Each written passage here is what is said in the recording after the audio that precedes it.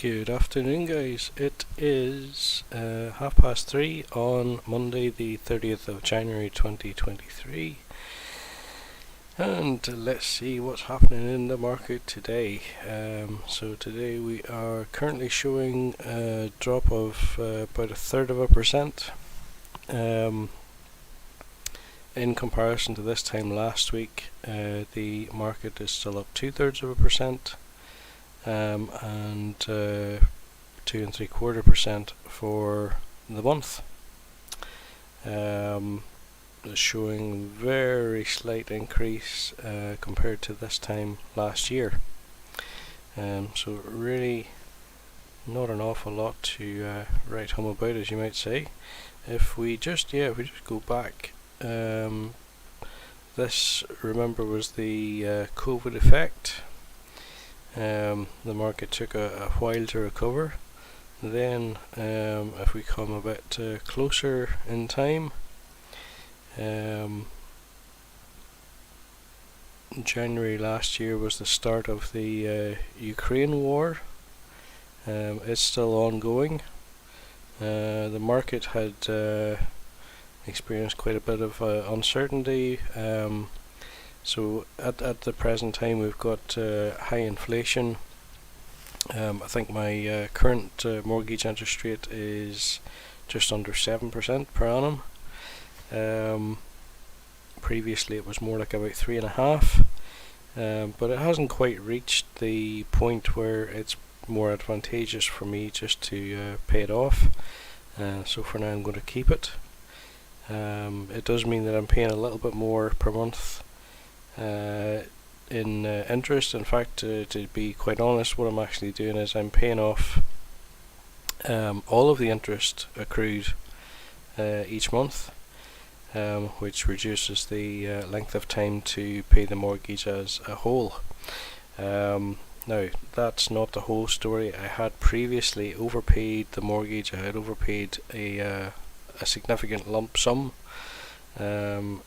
which would have been let's say about 1/5 of the total value. I had done that, and that did have a significant effect, but I had done that before this war in the Ukraine and so on. So yeah, as I say, in the economy at the minute, we've got high inflation, we've got uncertainty regarding the Ukraine. And we've also got a degree of uncertainty still, which I would say is probably a hangover from COVID. There always seems to be new medical scares on the horizon, no matter which way you turn. Equally, on top of that, things do appear to be improving somewhat. Just recently, Novak Djokovic, who had been excluded from a tennis tournament in Australia, I think probably around this time last year, competed in it this year, still unvaccinated, still healthy, won the tournament. A victory for the conspiracy theorists and common sense, I might add. So those are all the sorts of things that are going on. If you remember last time, I showed you a bit of a glance at a 2 times leverage and 3 times leverage representation of the S&P 500, just because I feel that the pattern there sometimes is a bit more telling. But even if we look at this the way it is here, the lowest point here, and then we have another low up here, but really it's really around here. Then we're back down here again. But the way I would see this at present is that the peaks and troughs don't appear to be, the troughs at least don't appear to be just as low, and if anything the peaks, we had a peak here, lower peak here, but then a much higher peak here. I think we're starting to see green shoots. Let's have a look at the 2 times leverage just to see what it looks like there. So obviously COVID effect. Oops, what have I done? And on it, so you've got peak, although decreasing all the time, but less of a drop between that one and this one. Trough, and trough, and less of a dip to the last one. Let's have a look at the 3 times leverage. So on it, it's maybe more difficult to really make sense of, but in terms of the highs, there's a high, a lower high, and currently a lower high. However, on the other side, we've got a low low, and a less low. And generally, if anything, if you look at the what I might call the amplitude, you'll see the amplitude appears to be flattening. So draw your own conclusions from that. Let's go back to the market, and this moves a little bit. I want to just have a look and see what these notifications are. Alibaba sinks 6% amid rumours of headquarters shift to Singapore. Alright. Is Alibaba, is that not the Chinese sort of online shopping thing, a bit like eBay? I'm not 100% sure myself. I don't understand why a shift to Singapore would cause a 6% drop. But not to worry. Philips jumps 6% on stellar earnings and plans to boost competitive edge. So that sounds pretty positive for them. Guys, let's just come to the detail of the video today. So the question that I thought we would consider is, where are you at with your emergency fund? A discussion of what an emergency fund is, why you need one, whether you should increase or decrease its value, and what have we learned. So maybe just start with my own situation. So in the past I had suggested that an emergency fund should have a certain value dependent upon how stable your job security is, or the market that you work in, let's say. Equally, I suppose you could say, if you had some other kind of source of income which meant that your income was less precarious, because ultimately that's what this is about. If your income is not precarious because, let's say for instance, you have several buy-to-let properties, and you've got a regular income from those, and it's not all down to one source of income, then you probably don't need a very big emergency fund at all. On the other hand, if you were a self-employed person, and you had work that was unpredictable,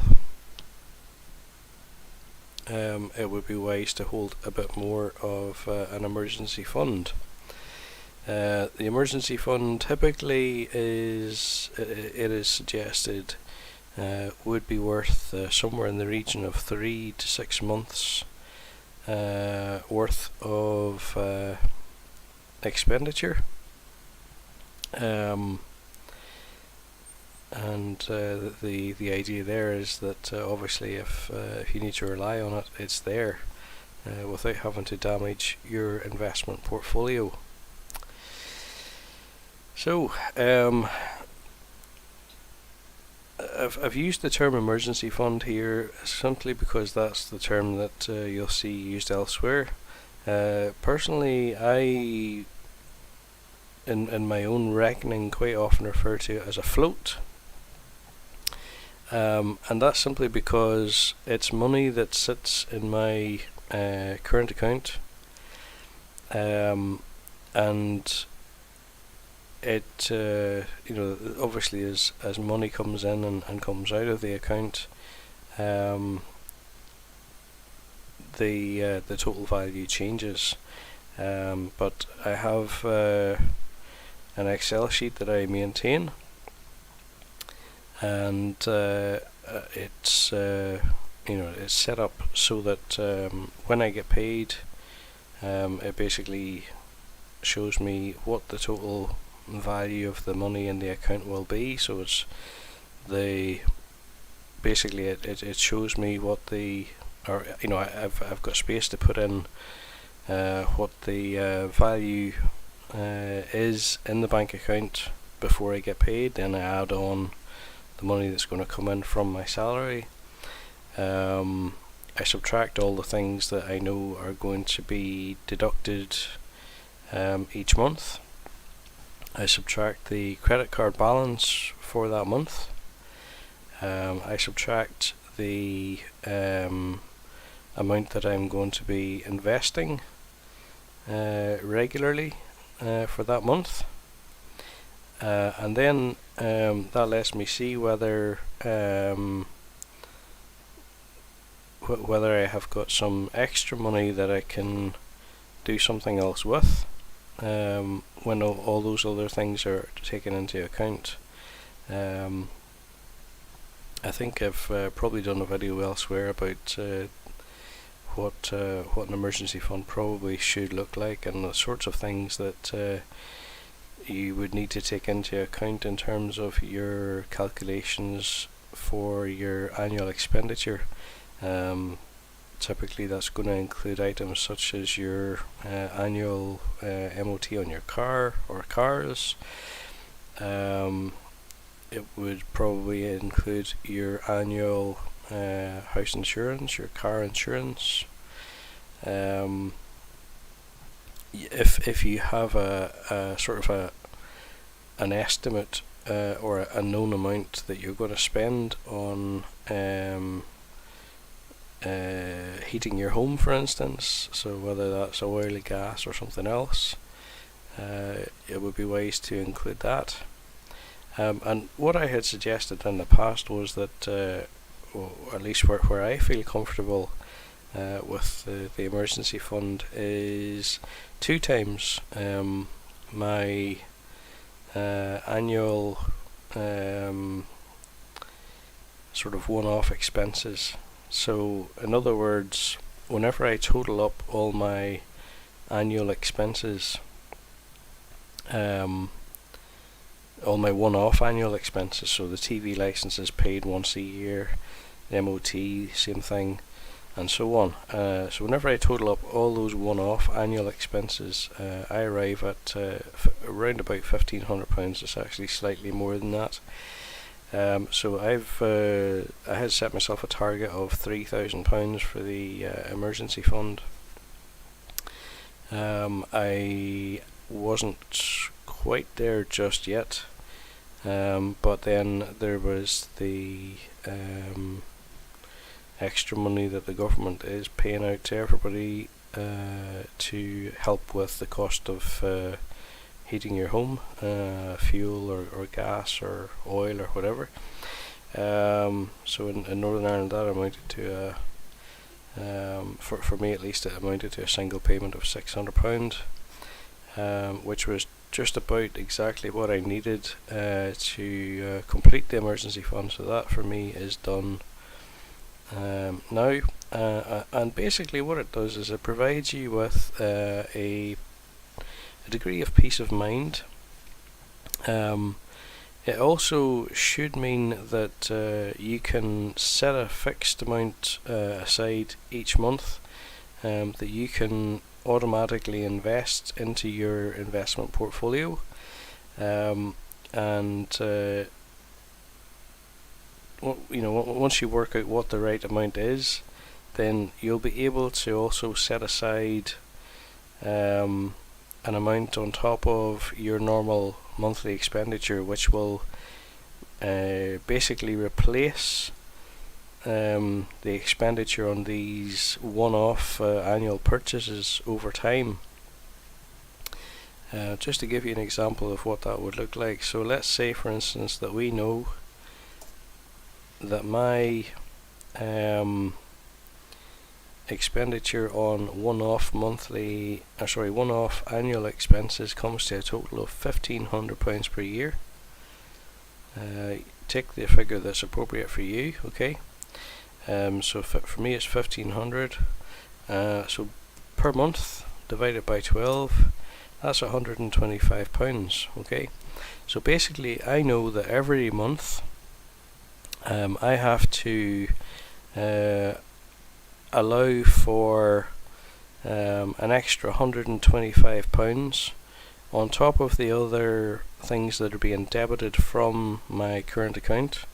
Basically I need to be crediting it with at least £120 each month to make up for those annual expenses. Okay, so that means that can just roll automatically, and I no longer have to worry about those one-off annual expenses. Those will be taken care of provided I have at least £125 going in to cover the cost of those. That's, as I say, that's good then, because it means that if you always get paid the same amount each month, you can work out exactly how much you can afford to invest each month, that is valuable in as much as it allows you to do some forecasting as well. The other thing is that if you find that you need to replace some item, so I mean, for me the most expensive type of thing that I might want to replace in the future is likely to be my car. The car that I currently have cost me just under £2,000. So the fact that I've got £3,000 sitting there in an emergency fund means that I know if I need to, I can go out and replace that car without having to put myself into debt, without having to slow back on my investments, and obviously that will that will deplete the emergency fund significantly if I do that. And I would have to adjust and take account of that accordingly, but it's not going to be as significant as it would have been if I didn't have any money set aside for that sort of a thing. Now, in terms of whether you should increase or decrease the value of your emergency fund, well, let's put it this way: when you get to retirement, when you get to actually declaring financial independence, you're going to be more open to risk from volatility in the markets. In other words, if you no longer have that income from employment, then your ability to pay things is going to be dependent on your portfolio value, and we know that when there is a financial downturn, you may have to rely on some other source of income or some other source of funding for up to a couple of years on average, to allow time for the market to recover and for your portfolio value to recover, so that you can resume funding expenditure from your portfolio, but without taking too much out of it that you're going to damage it. So basically, what I'm trying to say is, when you get to financial independence, you want to have a sizable emergency fund. In fact, that's probably the wrong term. I think really, personally, I refer to it as a cushion. When you get to financial independence, at that point, instead of having sort of between 3 and 6 months worth of available funds, as I say, I think you really want to be looking more along the lines of having somewhere between or somewhere around, at least in my opinion, I think you want to have a couple of years worth of expenditure in funds available. And ideally, what would be fantastic would be to be able to continue to invest right the way through your wealth building phase, until you're within a couple of years of declaring fire, and at that point then to build your cushion. In fact, that's pretty much basically what I'm intending on doing. So I'll probably keep the emergency fund around about the level that it is now. If the markets are in a good state in the sort of last couple of years prior to declaring fire, my intention is to basically prove the portfolio at that point. So in other words, to begin to use the portfolio to pay for expenses, and then therefore to accumulate the cushion that I'm talking about. I want to accumulate that in the bank over the course of the last couple of years prior to declaring fire. So of course that will achieve a couple of things. On the one hand, it will let me see how well the portfolio is holding up in that last couple of years, and obviously it will let me build that cushion to rely on if need be in the future. Now naturally, if the market is not performing well in the last couple of years just prior to retirement, I will have to do something else. I certainly won't be taking money out of the portfolio at that time, and it may well be that I might have to take a bit more of a risk, continue to invest into the portfolio in the hopes that in the year or two subsequent, I see a significant return to profitability, and that I'm then able to extract that cushion thereafter, perhaps in a in a couple of fairly large withdrawals, but it does depend on how well the market recovers. So what have we learned? Well, basically we've learned that an emergency fund is essential. It is something that gives you peace of mind. It means that you'll be able to invest consistently, and it also means that if you do have an unexpected expense, well, you've got some funds there that can help you cope with that until you can basically make back the cost of whatever it is that you had to fund. So guys, in the meantime, the market has dropped another 0.25% or thereabouts, currently down nearly 0.75% for the day. very slight opportunity to dollar cost average there, but not that much. Guys, we're going to go ahead and invest our weekly £120 in the Vanguard S&P 500, shown here on the Trading 212 practice account. And as you can see there, we're going to get in around the 1.95 shares roughly. Let's send that through and see what we get.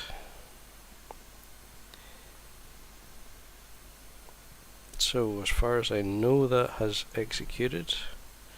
So yeah, we got 1.94. And the portfolio value has updated at the bottom. It hasn't up here. So as you can see, we now have a portfolio value of just over £5,200. We are currently sitting down about 1.2% on the total invested, and as I say, it's my belief that we're starting to see green shoots. So I'm expecting to see the market recover in the not too distant. Now this is January. I would be quite surprised if things do not look radically different by this time next year. Time will tell. This is week 43, so as things stand, we haven't actually been doing this for a full 12 months as yet. We're not far off that. It would be nice if the portfolio value was in positive numbers once we get to the 12 months, but at any rate, we'll not worry if it isn't. As I've said before, some crises seem to take as much as 2 years to resolve. This one's been ongoing for a year. I'd be very surprised if it continues beyond that. I think things are going to start to change, and I wouldn't be surprised to see 30% growth in the next 12 months. But that probably sounds excessively optimistic at this time. Guys, that's pretty much it for today. I hope you found the content interesting and informative, and if you have, you might like to give the video a like. You could also hit the subscribe button, and I believe there's also a little bell which if you hit the bell, you can choose to be notified about videos that are upcoming in the future. So with all that said, I'm going to wish you a great end to your day, and I will be back, of course, sometime next week with another £120 to put into the S&P 500. Please feel free to join me then to see if the market is actually making a recovery. And in the meantime, guys, have a great end to your day. Thanks for watching.